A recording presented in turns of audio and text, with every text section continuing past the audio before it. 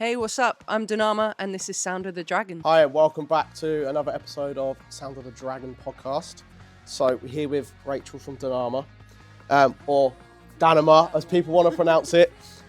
So tell people, the audience, and people who don't know you yet, who you are, what your band does, are you a solo artist, that sort of thing. I'm Danama. So I'm a solo artist just with like a live band. So I'll always have them with me whenever I'm performing. It's kind of like alternative indie kind of vibes. Just kind of whatever I feel like writing, whatever kind of style happens is what happens. So do you feel like you've got like your own little niche? Are you promoting yourself to specific radio stations, of a specific sound for that thing? I think it's a tricky one because I think a lot of the time like I'm almost like not in one specific genre. So it's like, especially for like playlists and stuff, it can be tricky because it can be like a mixture of like 3 or 4 different genres. So it's like what route you kind of push yourself down. But yeah, radio wise, like all just like any like local stations, like BBC Introducing, any London ones, just any really. Have you had any luck on Introducing? I have actually, yeah. Have you? How many plays have you had? I don't know off the top of my head, but I know at least like 3 or 4 of my songs have been played. That's not bad. So have you had any repeat plays? Yes, which I actually didn't realise okay. until I went back on there recently and I like was flicking through it and I was like, oh, these songs have been played again. So that was quite cool to be fair. So what's your writing process? Varies. Sometimes it's like I'll just sit down with my laptop and I'll just like produce a track and then I'll add lyrics, add guitar, stuff like that. Other times I'll sit down with my guitar and then just sing and play and then add stuff around it. So you come up with everything? Yeah, okay. Basically, yeah. So once your song is, or songs, I should say, are all written, finished, that sort of thing, do you take it anywhere specifically to be produced or do you do that yourself? So I will send it off to Magpie Studios in Kent. Yes, that's near you, isn't it? Yeah, yes, that's more my way. I'll send it off there, he'll mix it. I'm very, very picky with my mixing. Like, I feel bad. To be fair, I feel really bad because I'm very much like, oh, can you like turn this down a teeny bit? And actually, no, can we turn it back up? And, you know, and then I will send it off to Natalie from Air Studios in London and she'll master the track. And I would say if you need a mastering engineer, she is insane. So when like you're having it mixed, is there specific things you're looking out for? What are those things that you want it to sound like? A lot of the time I want like synths and weird sounds louder than the guitars because they're kind of the like main feature. Guitars almost a bit more to fill a space. Unless it's like doing a solo or a lead line or something like that, it's just to fill a space. Whereas the synths and stuff, I'm like, I want them to be like louder. So sometimes like things get sent back and it's like, oh no, guitars are a bit too loud. Like they're a bit too dominant at the moment. So like I'll be fussy about that. Same with my vocals, I'm always fussy. Well, so, it's your baby, yeah, so you got to be fussy with it, right? Exactly. So when you write the songs, do they have any particular meaning? Does each song have a different meaning to the last one, or is it like a theme? I'd say they're all quite like a theme. A lot of the time it's like mental health based, but trying to like not make it too obvious. Just from the point of view of like anyone can listen to it and they can get their own meaning or story behind it. But recently the like, I don't know, maybe 5 or 6 coming up, I would actually say are all about my old job and how much like I hated it and it was like such a toxic place. Okay, yeah. So yeah, the theme's still kind of there, that like it's still like I left for my mental health and everything, but at the same time it's a bit more like sticking my middle finger. Are we allowed to ask if what job it was? I don't care. Was it a retail job? No. It was in fitness. Okay. It was in fitness, but they're just awful human beings. Genuinely, like that's kind of what it comes down to. They're just awful human beings, and they just couldn't care less about anything.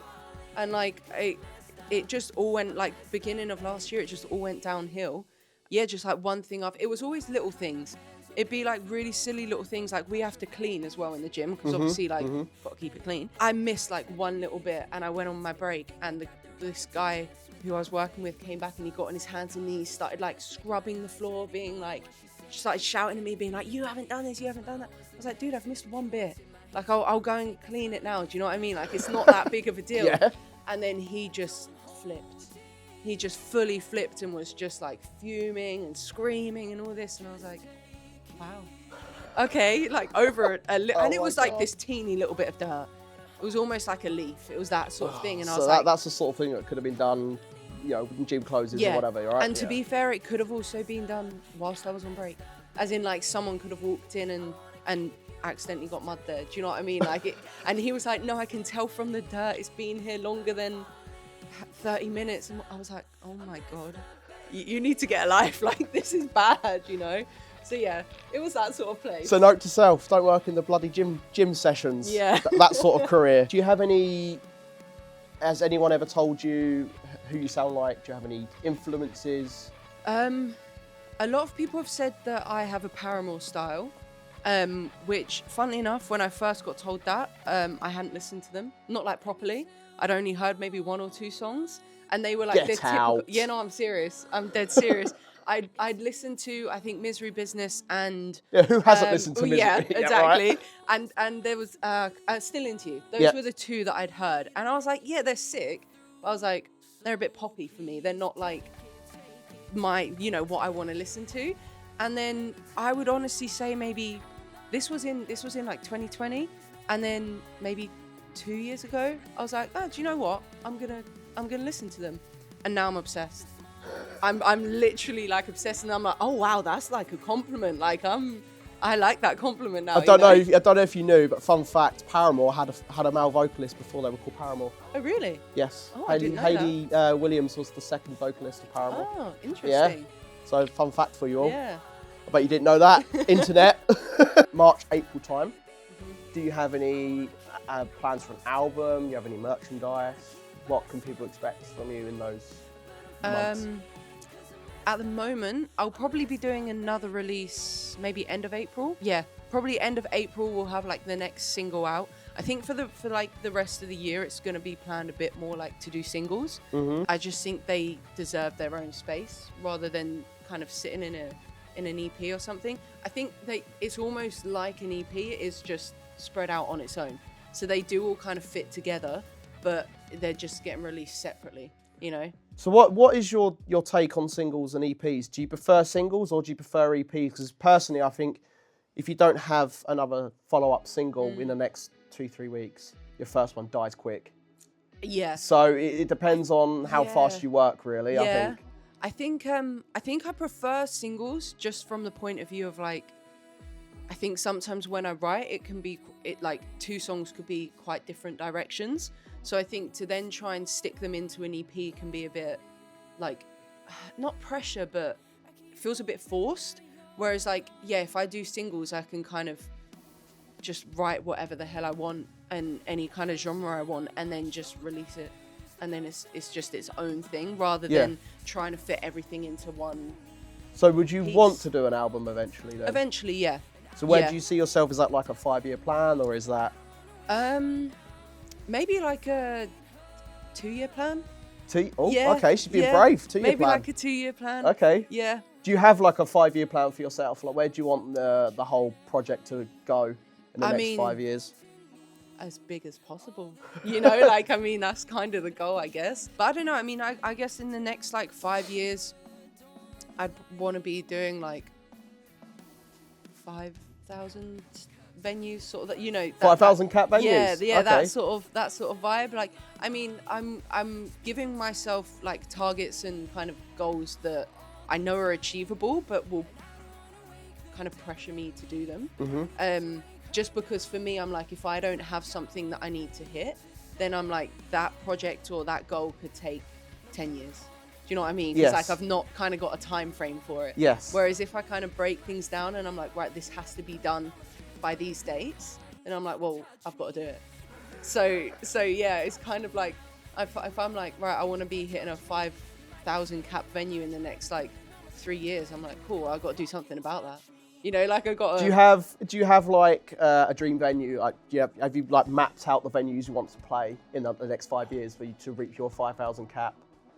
I feel like yes and no. I feel like I'm trying not to also at the same time get too ahead of myself because I'm also like, if I'm wanting to play a 5,000 cap venue, I'll be like, cool, like, should we do it next week? And I'm like, wait, you're not ready to do it next week. Yep. So I'll start like planning for those venues rather than planning for like the venues right now. So I feel like that's something I'm gonna be looking into, to kind of have like a bit of a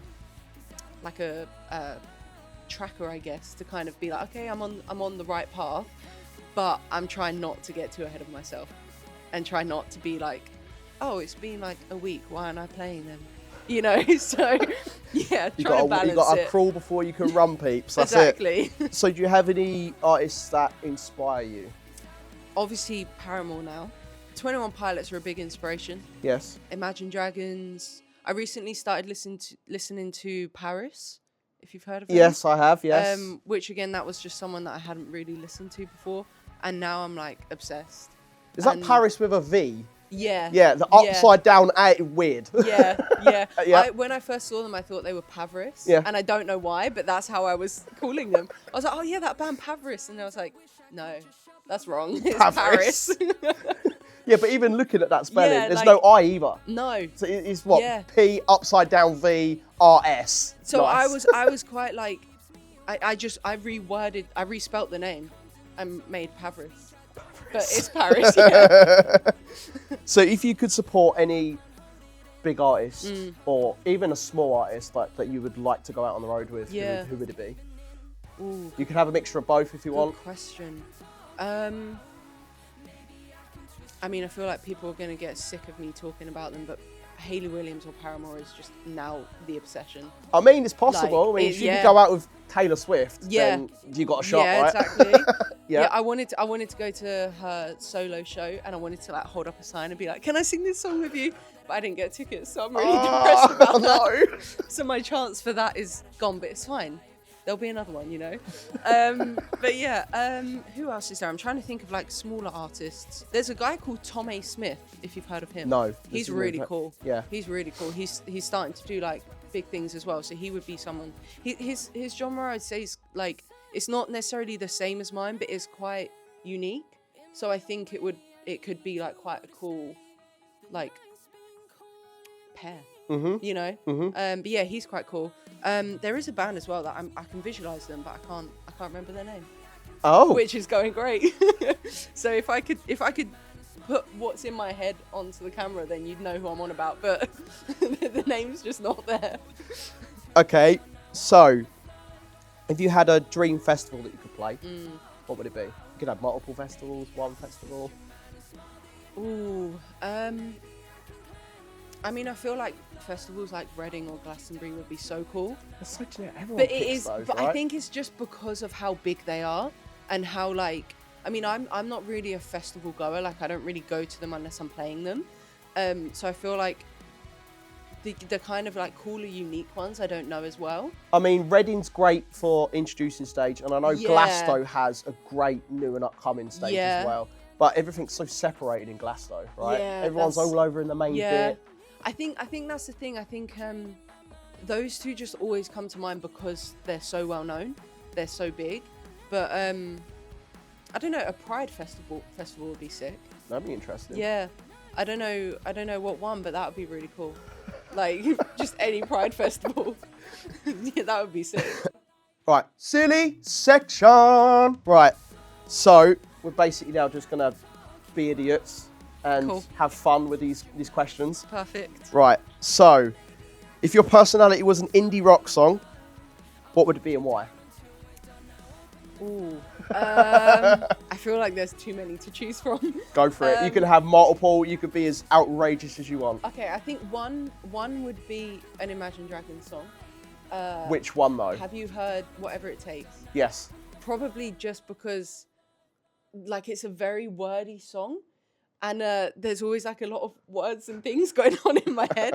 So I feel like that's half the reason, but also like it's just because it's like a sick song and it's like you'll do whatever it takes, you know. So I feel like it matches like how my brain feels, but also like how like driven I am for it. You know, it's kind of got the both sides to it. So I feel like that's kind of a bit more of a normal one, I guess.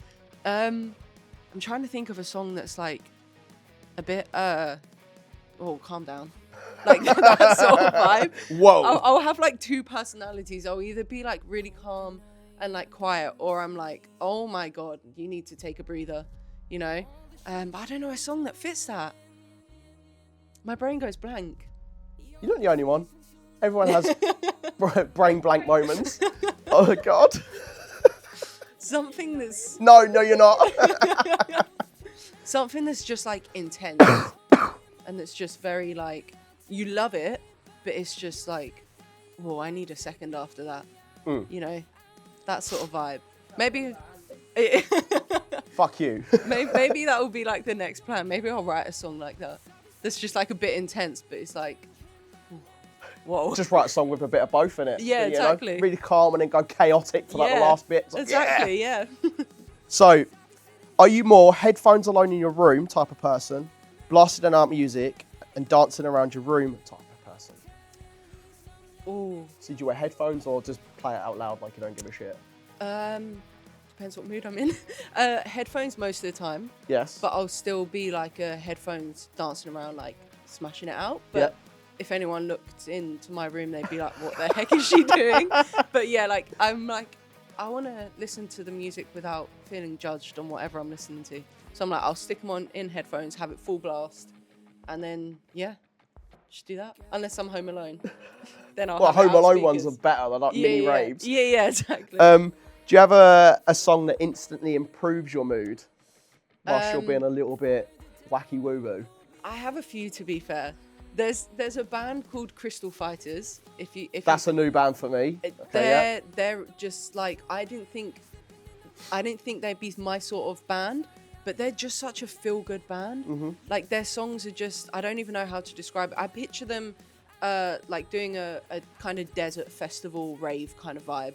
And they're just like feel good music. Mm-hmm. And when I went to see them live, no one cared. Like everyone was just doing their own thing and just dancing how they wanted, and just it was just a really cool vibe. So yeah, there's a song called Tranquilo by them, which I used to think was called Tequila. So I always used to sing, "Baby, give me tequila," and it's not that. So now I just sing that, and that makes me happy. Yeah. Okay. Would you rather scream sing Misery Business in traffic or quietly to 21 Pilots at 2 a.m? Ooh. Do you know what? Now I think Misery Business.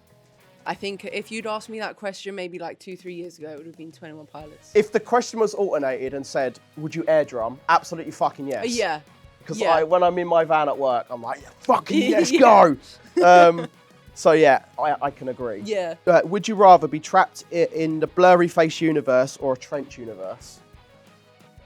Ooh, probably trench. Why trench? I don't know. I just feel like this. I don't want to get hate for this, but I just feel like on blurry faces, just a few like overplayed ones that I'm like, I still love, but I'm just like, I don't know. It doesn't quite hit the same for me anymore, you know? Yeah. Whereas trench, I feel like the genre kind of flips a bit. And I feel like there's some, like, you've still got some, like, slow, sad stuff. You've still got some, like, really fast, like, rapping stuff. And it's just a bit more variation, I think. So it's just, and the storyline of it's cool. So I feel like I'd want to be there. Yeah, I want to have my yellow tape and my little torch. That's, woo! Yeah. Build your festival. So you can have, basically build your own festival, activities, you know, food courts, headliners, how many days, where you having it, ticket prices, go. Okay. Well, obviously I put myself as a headliner. Ooh. For one of the days. She's up her own arse, obviously, why would I not? Why would I build a festival and not put myself on there, you know? Fair. Yeah. Fair play. I would probably put, it would change the vibe, but I'd probably go maybe 3 days. Okay, do myself on like the middle day. So you'll have a Saturday slot? Yeah. Yeah, okay. Do like Crystal Fighters on the last day, so that it's a bit more like, you know, just a bit more chill, a bit more fun. And then I think I'd have to do Paramore on the first day. Fucking hell. I'd just have to. Yeah, but then wouldn't that be anticlimactic? Because you're like, oh, I'm on a Saturday, no one turns up. No, Paramore's. no, because unless I put Paramore on before me. Yes. that could be a good Work shout. in your favour, like someone's there. We'll do like a joint set. So like she'll do first half, and then we'll do the second half of her set together. Yeah. And then I'll finish it. that's the way to do it. And then just be like, she'll pop out for the last song. So then, everyone's Imagine doing a collab. Oh my god, that'd be insane. That would be a dream. Oh my god, that would be a dream. I don't know who I'd have on the first day then. Maybe like maybe do sort of like an Imagine Dragons Paris. I wouldn't say Paris again. Paris. Like 21 Pilots, that sort of vibe on the first day, and then second day, me and Hayley Williams. That's it. So who you having main supports? Main supports. Oh, I was just thinking about headliners. It could be anybody, any genre, whatever you want to do. I would probably have to stick like Ed Sheeran in there somewhere. Okay, I don't vibe. know where. I just feel like he's also someone that I'd love to see live and haven't. I don't know what day he'd sit on. He might have to go in a little bit of like not a quieter section, but like. Oh, you could put him as a secret act. Yeah, there you go. Yeah, one of the little tents. Yeah, there you go. Who else is there? I'm trying to think of other bands. I probably have to have like, I'd have to have some oldies as well. Like, I mean, if you could do like a Guns N' Roses or something, that would be quite sick. Guns N' Roses? Yeah, that would be sick. Yeah. I'm trying to like go rogue, like these are people that maybe like you're not going to always see together. Why have a boring festival like every other one where it's like the same act one after the other? Yep. Like, who else would there be? I'd do like a bit of like John Mayer as well. John Mayer's good. Yeah. Maybe like a bit of like Led Zeppelin as well. Again, I don't know where. Okay. This festival needs some serious planning, but like the names are coming out. It'd be a very interesting festival. It would be. Leading into that, what food you having, what drinks you having, activities. Okay, food. I mean, I'm veggie, so there will have to be like some form. There'd have to be like veggie food and gluten free because my sister's gluten free, so I couldn't do a festival and not give her food. I'd obviously do like a meat stand as well, like burgers or I don't know, whatever meat eaters enjoy. But yeah, like veggie burgers, like there would probably have to be some form of like sushi or something. I'm way too obsessed with sushi. Or like noodles, something like that. I mean, they're not the easiest. Noodles aren't the easiest thing to eat at a festival, but you got a burger option as well. Maybe like a fish and chip stand as well. Fish and chips? Yeah. I'm coming to this festival. Activity-wise, I don't know. There'd have to be something football-related because I used to play football, so that would have to be there. Yeah, okay. Probably some form of like, not like water slide, but like, the bouncy castle things. But like a cool version, not just like a boring you run up, slide down. Like something really weird and unique. I'd have like a foam cube pit. Oh yeah, that would be cool. Just for people to go absolutely fucking bonkers and just jump into. I think it'd be hilarious. And like those things that you hold the bar thing and then you whack each other with and people have to try and step. I'd do something like that. The donk. Yeah, something like that. Something like quite challenging. So like you have like your basics, the fun stuff, and then something that's like if people want to humiliate themselves, they can go on that and have a laugh. Disclaimer, there's got to be a sign up saying, do not go on these activities when you're pissed. Yeah, that's Otherwise, true. Yeah, accidents happen. That could be a bad thing. Yes. Yeah, very true. And EHR will be like, no, you've got to close this down now. Yeah, very, very true. Yeah. And where are you putting it? What are your ticket prices? Probably like, I mean, I don't know how much I'd make back on it, but like 50 quid. Per person, per head? Yeah. Okay. Maybe like between 30 and 50.